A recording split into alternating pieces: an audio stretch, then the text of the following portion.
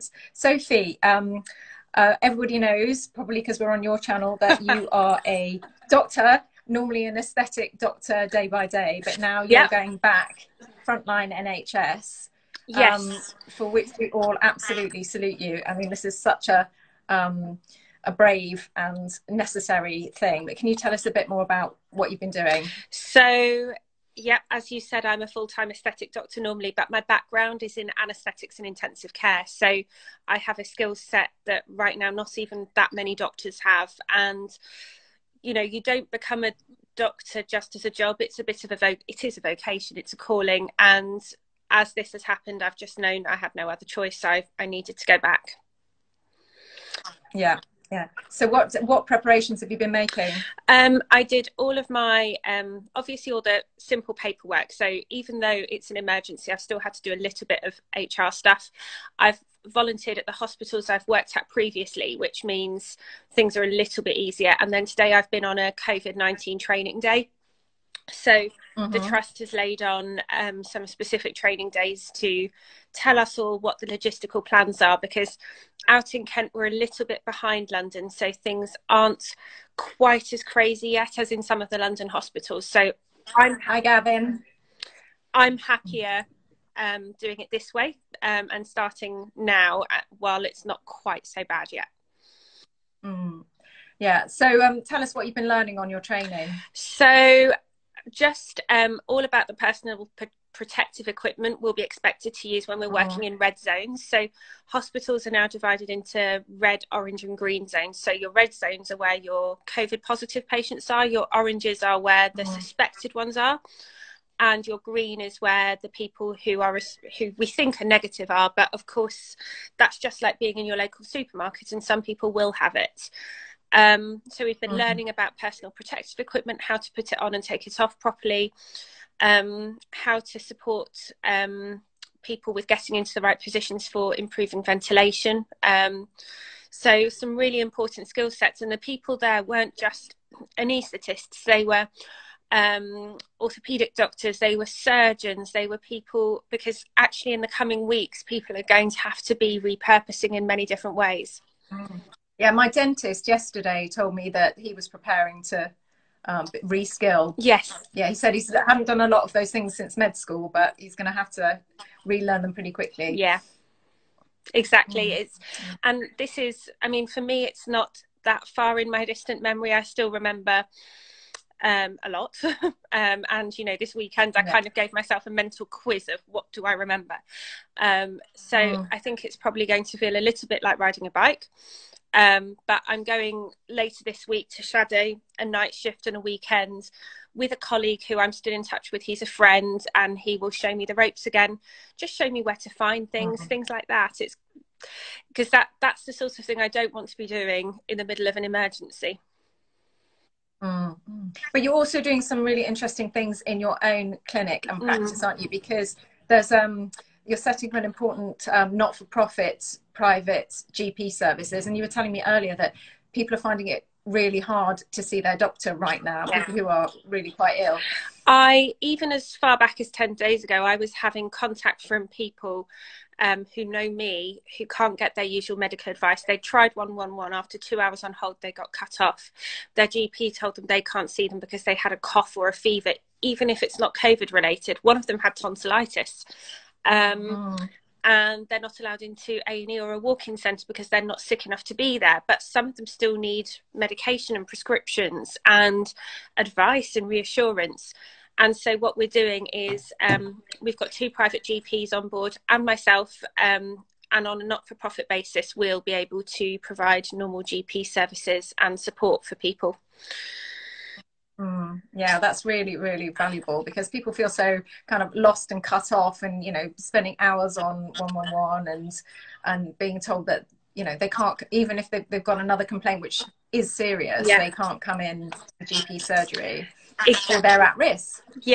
And that's and people are genuinely afraid at the moment, and it's all well and good saying a cough will be dry and persistent, but actually it isn't always.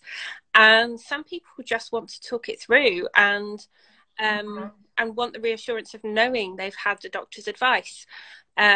So most of what we'll be doing will be remote, but we'll offer in-clinic services to people who need it. But we'll be doing the initial consultations in most cases over Zoom.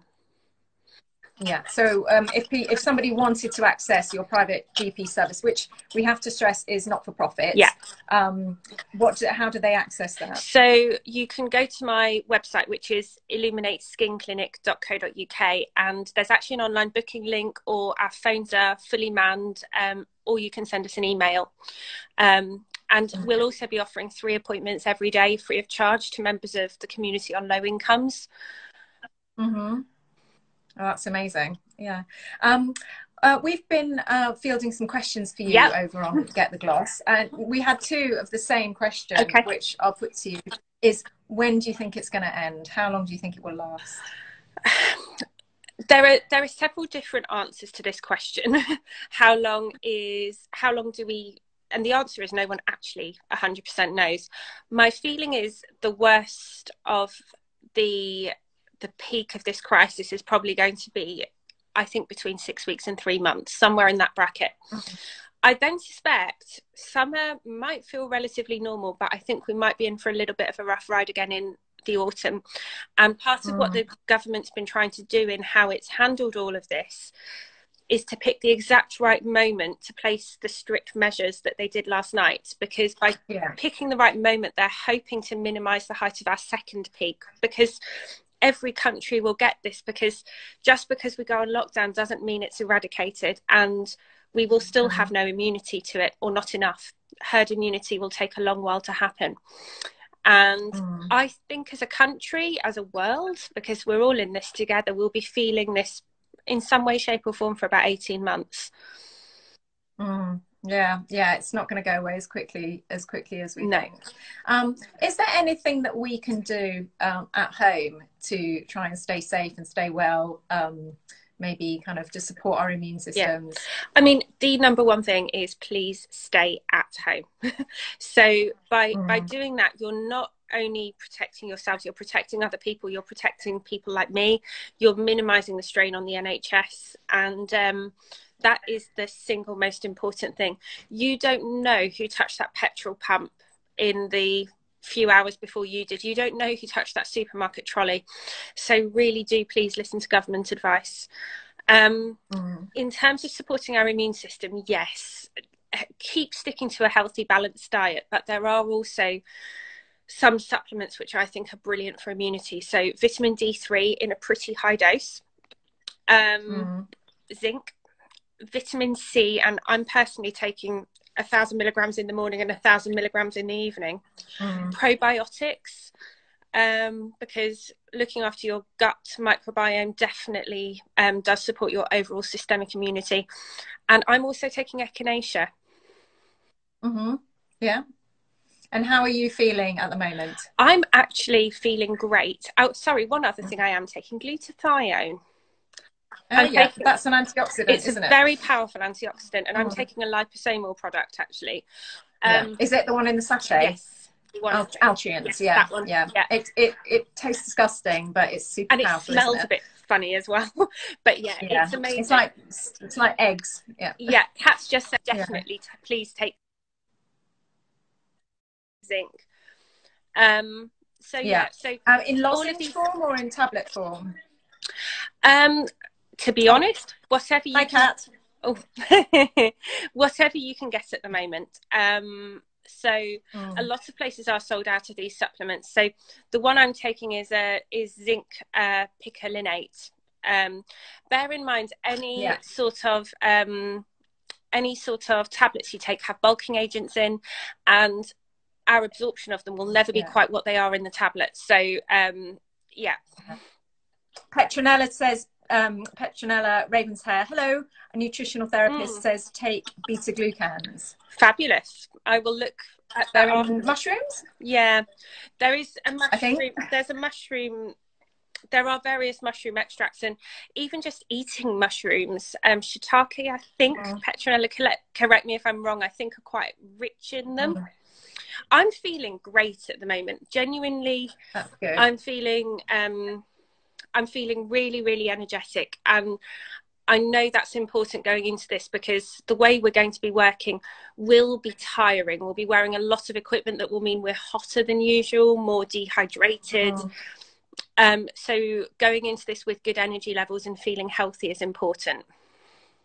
Yeah, yeah. And we all need to not overwhelm the supermarkets, so people like Sophie can do their online shopping. Genuinely. So Tesco introduced a NHS workers shopping hour on Sunday. And I have to say that at no point through any of this have I felt as unsafe as I did in that hour. Because the supermarket was utterly heaving. So I think things will have calmed down now, and I think most supermarkets are going to limit how many people they have in a shop at any one time. But yeah, it really is. Please only go shopping when you need essentials. Yeah, yeah. We've had another skincare question, because we know you're also a skincare expert. Somebody said, what do you do when you run out of hand cream? They clearly run out of hand cream and their hands are kind of screaming. Coconut oil? Anything else that you can repurpose? Yeah, coconut oil's not a bad one, actually. So it's quite nourishing. Shea butter, cocoa butter, but obviously a lot of people might have coconut oil on their shelf for cooking reasons. So it's a good pantry ingredient to repurpose. I mean, at the moment, alcohol is particularly drying for your hands, and I would be worried if you didn't have slightly dry hands right now, because it would tell me you're not cleaning your hands enough. That's true. But yeah, I mean, a lot of the supermarkets still have it available for delivery, even if the shelves are a bit sparse. Have a look what you can get, but something with a nourishing agent like coconut, shea, or cocoa butter would be great. Olive oil? Could you put olive oil on there? Yeah. On your hands? No, I mean, if you get desperate, yes. I guess. All oils are nourishing, are moisturizing to some degree, but sometimes oils can almost be too much. But at the moment, I think, bearing in mind that some people are also probably at the stage where they're getting cracked hands, and that's important to minimize, because you're actually more prone to picking up the virus through breaks in your skin. So moisturizing is important. Some people too have been asking, what do you do if you get it? So it really, there's so many people out there who currently may have it in a mild form, and it doesn't always present as you'd expect. So I know someone whose first sign was they lost their sense of smell. And it can present in some weird ways. The most important thing is, from the moment you have symptoms, you have to stay at home for 7 days. Any of your family members have to stay at home for 14 days, because of giving it a little bit of time for symptoms to manifest. In terms of other pieces of advice, NHS services at the moment are already difficult to get hold of. They will tell you to attend a hospital only if you have symptoms that suggest you're not breathing well. They are there for advice, but the systems are overwhelmed. So if you're just feeling a little bit like you have bad flu, which if that's what you get, then I'm really glad, because that's not a bad way to be at the moment, then I would stay well hydrated at home, comfortable, rest a lot, listen to your body. Don't go out, not even for that daily exercise walk, and stick to paracetamol every 4 hours.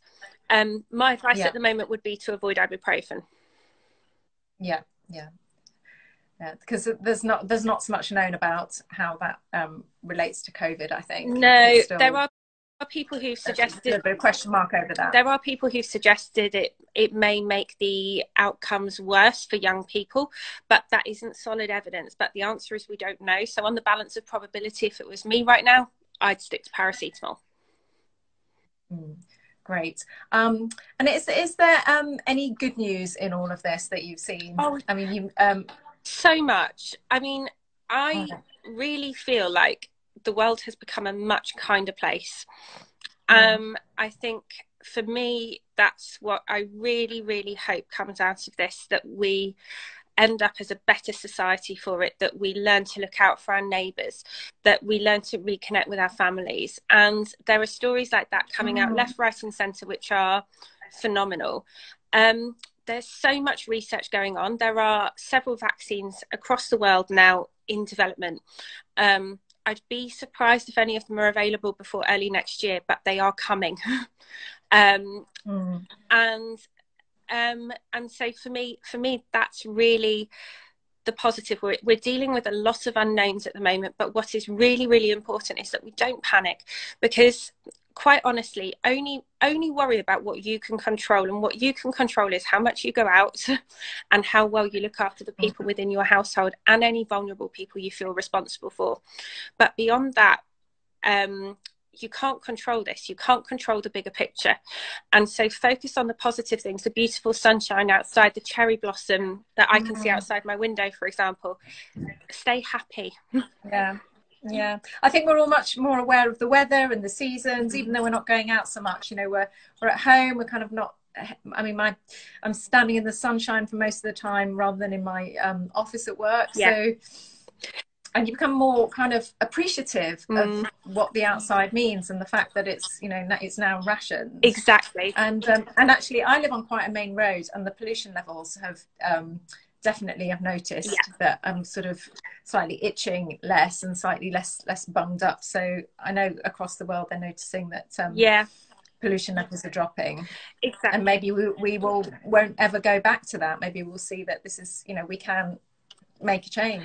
I really hope so, because I hope that after all of this, and it is going to be a difficult few months ahead for all of us, no one's exempt from this, that we can look back and take some positives from it somehow. Yeah, thank you. If anyone's got any more questions, please shout them out. I think we're going to say goodbye to Sophie. She's heading over to Alice Hart Davis's Instagram to do a live about skincare.